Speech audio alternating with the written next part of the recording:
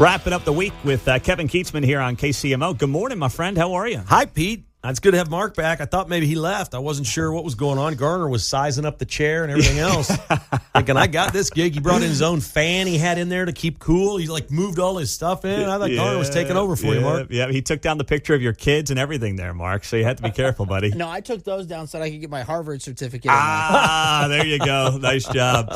So last week we were getting ready for Father's Day. I said I was going to play 9 holes of golf. Yeah. And Kevin met us out there, met my oldest, Claire. She's awesome. You gave her a nice little KK Has Issues shirt. She wore it. I sent you the photo of her in the KK Has Issues shirt. Had a couple of golf ball sleeves in there, which she was just loving. Yeah. She is into it now. She wants to play, doesn't she? Wants to play, and I can't tell how genuine it is. But I'm like, I've got to at least let her try. So did she putt? Did she do anything with you? Yes, she did. Here's the problem, though. I'm left-handed. She's right-handed. Oh. So she borrowed. We played with 3 older guys. They were loving her the whole time. They're like, hey, take my putter. And, they'd kind of let her whack around and, have fun on the green. If you would accept it from me, I have a starter set in my basement.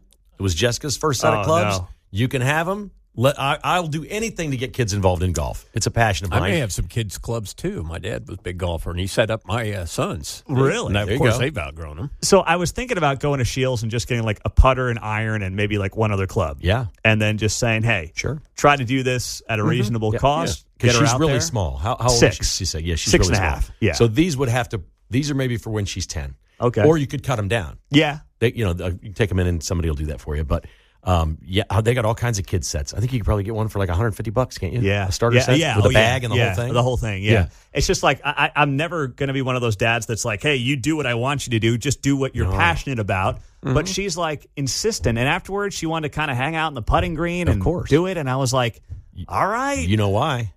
She was with Dad. Maybe. It's exactly what it is. Maybe. Cherish that. Yeah. That's the thing you can do with your kids forever. It's basically the only thing that you can do for life with your kids when they grow up. I figure I can play golf, if God willing, till I'm 90 years old. Mm-hmm. I see people doing that. So play golf with my kids. It's been great. That's a good point. So she said to me the other night, once in a while they care or they pretend to care about what happened during my day.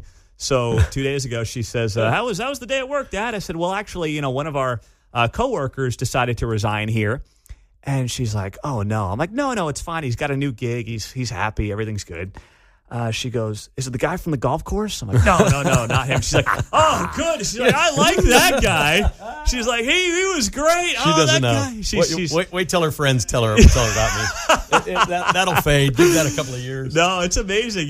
She give her 2 sleeves of golf balls, and they're on cloud 9. So you guys have little kids. You can identify with this. This J.J. Spawn, who won the U.S. Open last week. Yes. He said the greatest thing after he won the U.S. Open. He'd been up most of the night. His daughter's very young. I think she's maybe like 2.5 or 3. Mm-hmm. And she was throwing up all night. So he had to run out to CVS or something in the middle of the night and get something. I don't know what. And so he was tired. And he's telling the story. He goes, this was so great. They're like, what's the best part of winning? He said, I got to tell my daughter I won. And they're like, well, can you elaborate on that? He said, every day I come home from the golf course. And she says, did you win? And he goes, well, I just practiced today, so no. And then I'd go on a Thursday round and a Friday round. I come home, did you win? No, it doesn't end until Sunday. And today she goes, Dad, did you win? He goes, yes, I won the U.S. Open. That is so great. Because literally, Claire was asking me after the 9 holes at Falcon Valley with a bunch of guys I'd never met in my life, did you win? I said, we're not playing against each other here. Like, that's not how.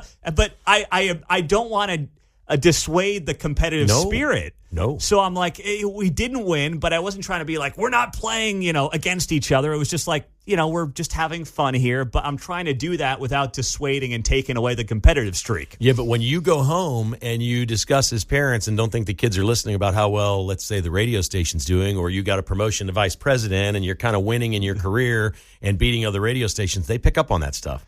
Yeah. They do. They hear you talking about that because everything you do in life in some way is competitive.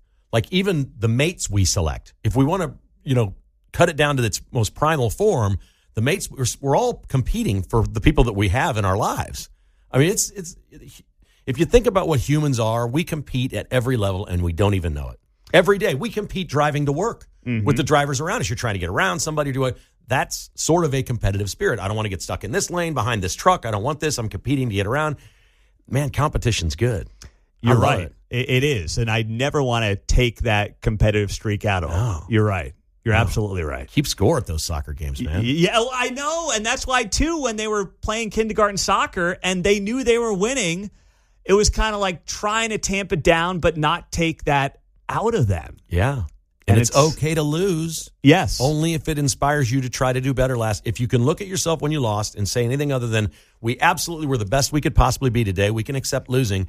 But if you made mistakes and can learn from it, become a better soccer player or a better golfer or whatever, and then you go do that, that's what life's about. It's about improving every day, whatever it may be. Even for people with, Democrats with demons in their lives, try to find a way to improve your life a little bit. Read something that's true one time, Oh, man. How about Caglione, those 2 home runs yesterday?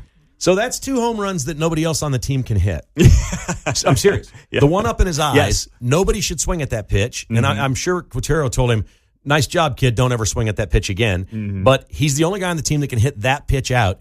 And then the second one that he squared up, they're still looking for it. It went so far. Nobody else on the team can hit the ball that far. So he literally, his first 2 home runs are home runs that nobody else on the team would have had. I saw that first home run was 4.22 feet above the ground, the second highest pitch anyone has homered off of this year. Insane. That's amazing. You're not supposed to swing at it. And he got under it and elevated it. And he said, I thought it was too high and not going out. That's how strong he is. Mark, do you remember when he was called up? We had a discussion on the air. He's going to hit home runs that nobody else hits that we think are going to be outs because they go up so high, but they're just going to clear the wall by a few feet. Yeah. Like Salvi's power to the warning track is home run power for Caglione. It's going out. Yeah. He's that strong. It's different.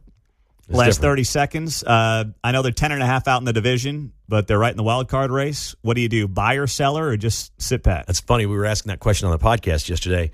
I would have said sell. Looking towards selling before this last series, there's 9 teams competing for 3 wild card spots. So it's crowded this year. Yeah.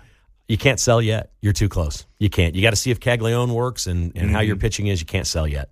Have a great weekend, Thank my you, man. buddy. Appreciate it. Kevin Kietzman, uncanceled, 10 o'clock hour is coming up next.